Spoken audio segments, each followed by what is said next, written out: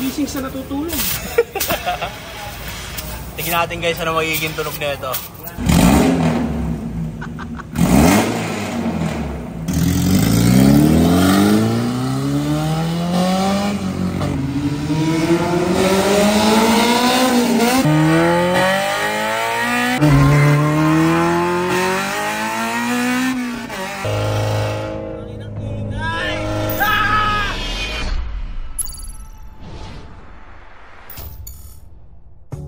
What is up, Pocheros? What's up sa inyo mga patatas? Babalik tayo guys syempre sa ating panibagong video. Para sa mga hindi po nakakasubaybay sa mga vlogs natin, sa mga recent vlogs natin, is kumuha tayo ng panibago nating sasakyan ngayon 2024, which is yung ating Honda Civic na SIR. So kung di nyo napanood yung mga previous vlogs natin guys, is gumawa tayo sa kanya ng fuel consumption video. So tinakbo natin siya ng ilan yung mga nasa 260, 250 km from QC to La Union. Tapos nag full tank method tayo. So kung gusto nyo malaman kung gano'n ba talaga katipid yung SIR natin, panoorin nyo yung previous vlog before ito. So anyway, ngayong vlog natin guys is magsa-start na tayo maglagay ng kung ano-anong abubot sa SIR natin. No? So may mga concerns ako actually, papakita ko mamaya sa vlog na to kung ano yung mga concerns ko na gusto kong ayusin sa sasakyan na to. So last vlog, pinakabit natin is yung LCH at yung subframe natin, which is hindi ko na napakita dahil sobrang haba na no video. Ngayon natin itatakal yung concern natin about sa sidings, no? Kasi yung last vlog di natin nasama, no? So anyway, paano nga ba namin gagawin yung sidings? Medyo mahirap to guys kasi ang trick dito, HKS kasi yung sidings ko, 'di ba?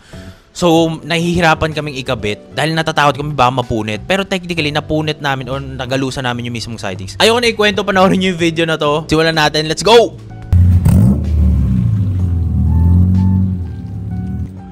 Okay guys, final look ng ating LCA at subframe na kinabit. Bang! Mo naman yan boy! Kunwari kotse ako. Dadrive ako sa malayo pa. Uy, tayo na may SIR boy oh. Bang! Mo naman yan. Ganda. Next natin gagawin dito guys is yung ating sidings. No? Bukas na medyo, anong oras na ba? 6 na ng gabi. Pagod na rin kami. Babalikan na lang natin to bukas. Ito yung tsura dito guys. Puro Honda yung ginagawa niya actually eh. Yung si Barak. Bang! Tsaka ito guys. Bad trip talaga ako sa ano na to eh. Sino kaya gumasgas nito? Actually kilala ko naman pero ay, sana magbago ko na uncle. Baka nyo bukas guys kung ano mangyayari. Kapit natin yung sidings. Let's go. Okay guys, tapos na ang araw natin ngayon. Kamusta pa ako? Ayos naman. Pagod kakaantay. So far ang nagbago, tangina wala. 5 HP. 5 HP. Hindi, actually wala talaga nagbago guys. Gusto ko lang syempre yung kasi nakikita ko nung araw eh, yung mga kabataan nagkakabit ng kuwan eh. Hindi, pero maganda kasi. Ito na yung concerns natin bukas. Ayan yung mga butas dito. Pakita mo yung butas mo. Yan, dito. Bukas na yan, medyo ano na late na eh. 6:09. Bukas na. DIY lang namin yan eh Pao. Abangan nyo kung anong mga mangyari bukas. Let's go. 5 minutes later. Tignan nyo tong nakita naming scenery dito sa ano. Pang, tignan mo naman yan boy. Medyo maulap lang sa kabilang side. Pero tignan mo yung scenery na to. Parang, tignan mo naman tutol. Ganda dito guys. Diversion to eh. Diversion road. Tignan mo parang nasa ibang bansa eh no. Damn. Layo tayo. Grabe katika. So tapos ito yung mga goals in life eh, no? Makakita kang ganito sa kalsada. Ganda tayo, kuha tayo ng pic. Okay, silipin natin guys kung ito pa rin si Pao. Silipin natin kung kita yung pinakabit natin. Magkaroon man lang ng ayun no, kita naman pala boy. Ayun no, pang. Hindi mo naman yan sir. Ganda guys, pasensya na medyo natutuwa ako kasi ngayon lang tayo nagka-SIR guys eh. Ganda dito, grabe. Damn.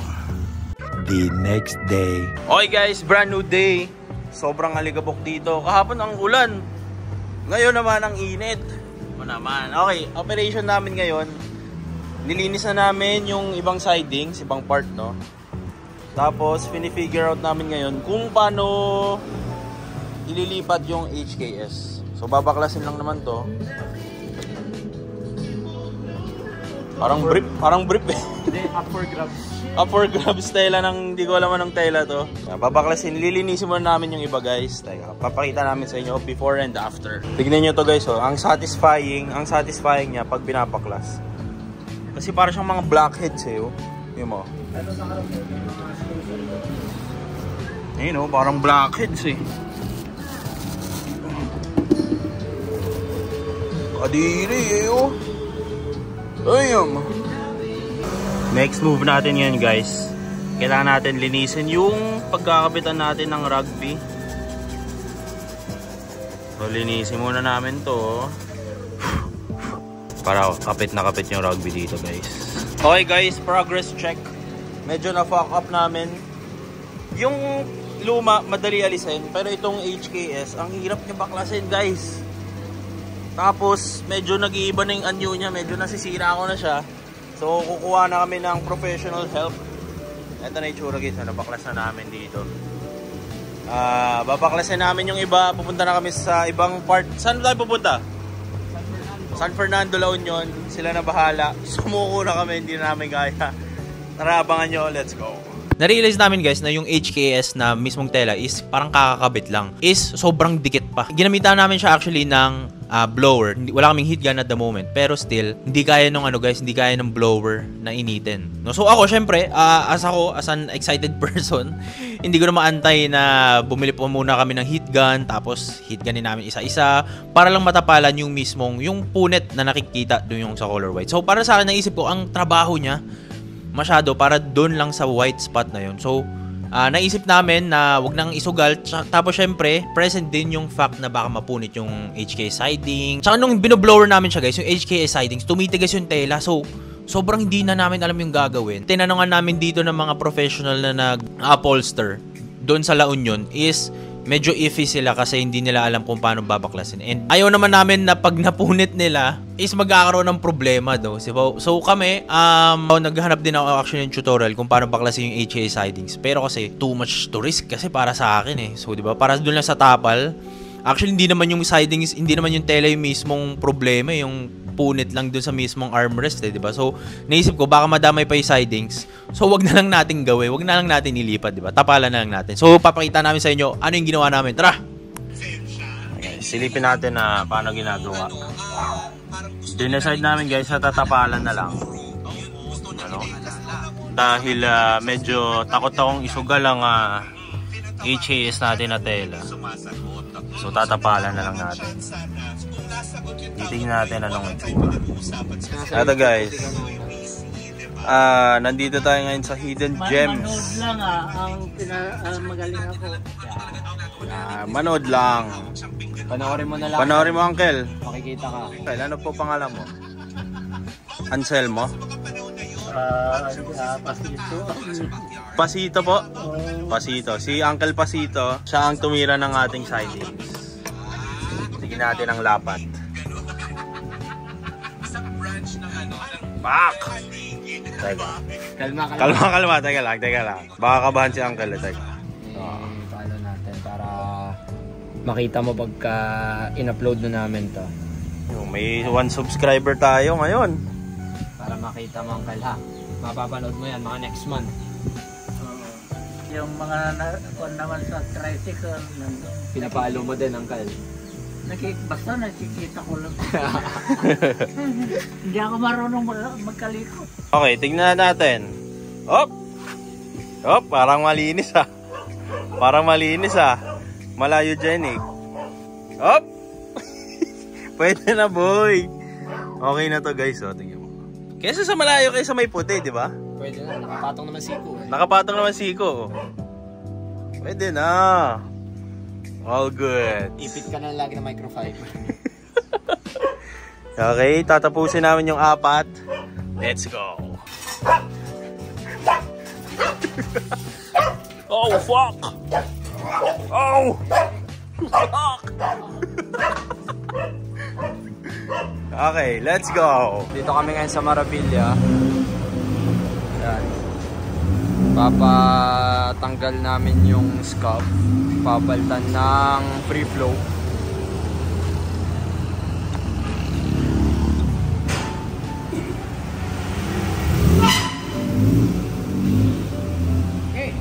diretso.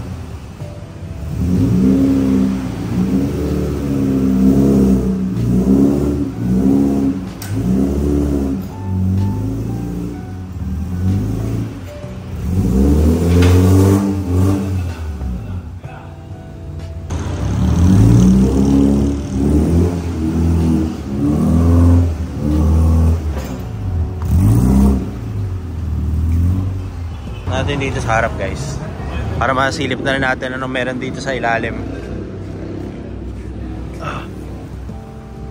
Hop, tuyong-tuyo yan, soba. Medyo may kaskas lang dito sa headers. Oh, good. Hey guys, ito ang aking nalabasan. Sana ito ang ilalagay natin, kaso di kinaya ng budget nating pang mahirap. Ngayon, papahingayin na lang natin. Eto guys, oh. Nakikita nyo dito. Eto yung pipe, oh. Ayan, oh. Yan yung scab natin. Ngayon, puputulin natin dito. Magmamaingay pa tayo lalo. No, kuya? Oo, mas maingay yan. Mas maingay na. Hindi kaya ng mura eh. Ay, ng budget eh. Bukas na, no? Putulin yan. Ang gising sa natutulog. Tingnan natin guys ano magiging tunog nito.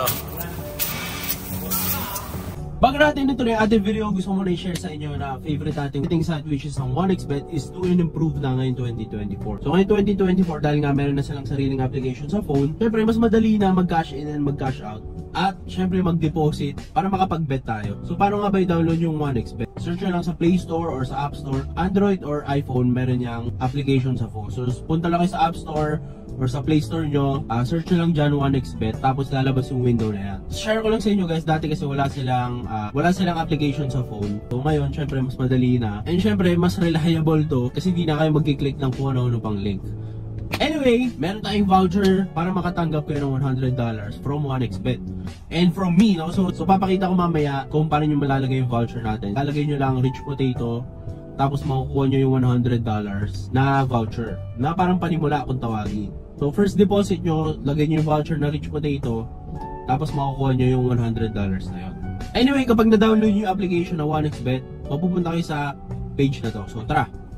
So napakadali lang mag-register dito guys. Siyempre click nyo lang yung green sa taas, register. Tapos ako dito may lalagay yung phone number mo. Ito rin yung gagamitin mo pang login mo. Tapos dito nyo magagamit yung rich potato na code. Siyempre $100 yan guys na bonus, di yan pesos, dollars yan. So napakadali lang mag-register, makakapag-bet ka na agad. So siyempre kailangan mo maglagay muna ng pera para makapag-bet ka dito sa betting site. Kaya siya betting site, diba? So maganda sa betting site na to, sobrang daming laro. Siyempre meron dito football kung fan ka ni Messi o ni Ronaldo, tennis, meron din. At syempre, yung paborito ng Pinoy, hindi mawawala talaga dyan yung basketball. Pwede ka tumaya dito, NBA, PBA, at kung ano-anong liga pa. Yun ang maganda dito sa 1xBet, sobrang daming varieties ng mga laro. Sobrang user-friendly ng app na to, so hindi ka talaga malilito, hindi ka maliligaw. Subukan nyo na tong 1xBet, wala namang masama sa pag nagtatry. Alay mo, kayo na yung susunod na swerte. Okay. Pakinggan natin ang budget meal muffler. Pakita natin yung kinabit nating NCA guys. So bang.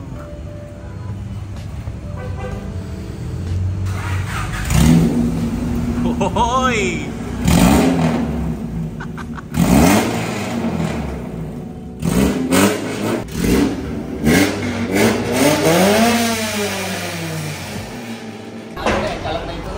Okay, kuya, balik na. Okay na po, okay na, balik na natin. Asan yung muffler? Ay, kapit na yung muffler. Willing na po ako gumastos. Engine muna natin to guys, mga 1 week. Guys, so pinutol lang eh, oh. Ngayon, testingan natin kung gaano ba talaga kaingay ito pag nasa... Testing natin ngayon gaano kaingay ba talaga to pag nakalapat sa kalsada. Ayan, sige.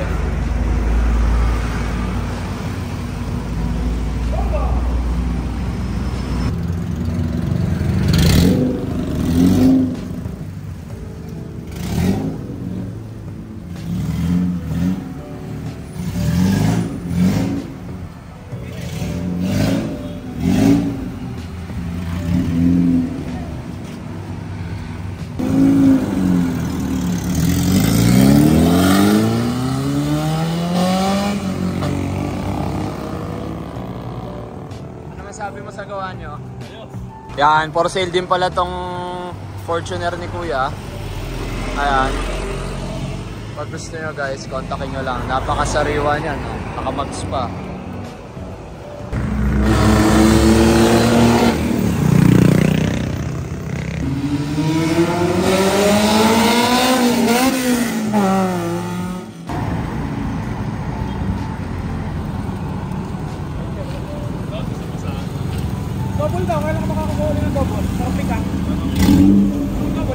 Guys, wrong move.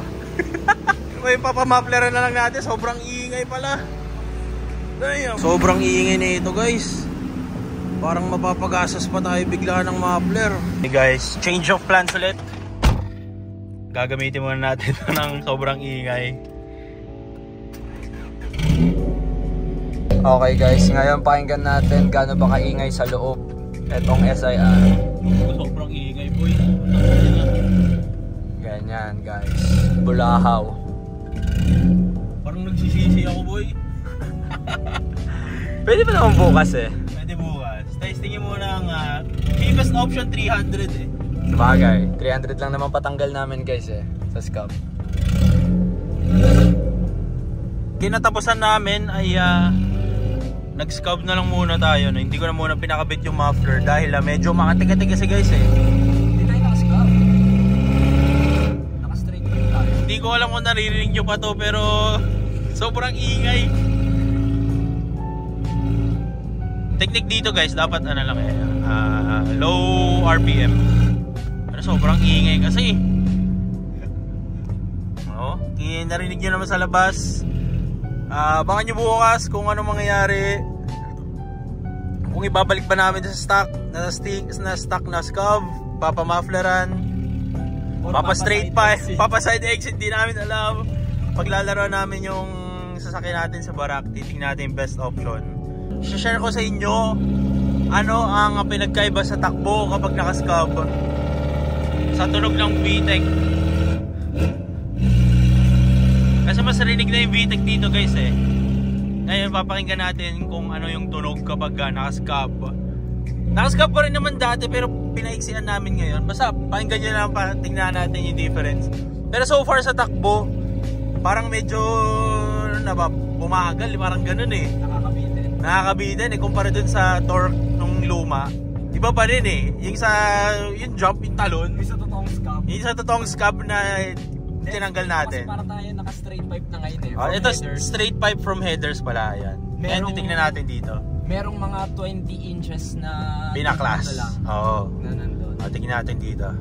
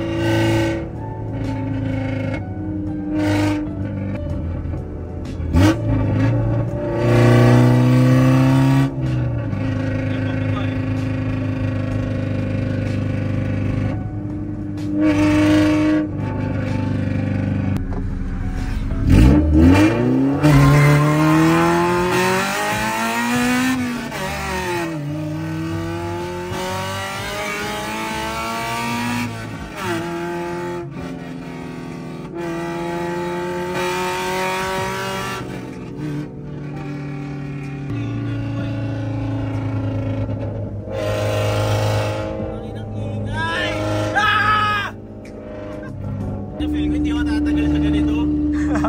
Tangina, sobrang ingay boy. Gaano ba kabulahaw yung tunog? Hindi siya ano guys eh. Hindi siya okay siya sa ano, okay siya sa mga alam ba, pupunta ka sa car meet, ganyan. Kasama mga tropa mo. Pero kapag ganitong uuwi ako ng Manila, Wala. sobrang ingay boy. Kaya tsaka pang daily drive, wala. Hindi, malayo. Pagod yung tenga eh, no? Parang nagtatrabaho, ang ingay boy. Para sa pabrika. Parang nasa construction na site eh.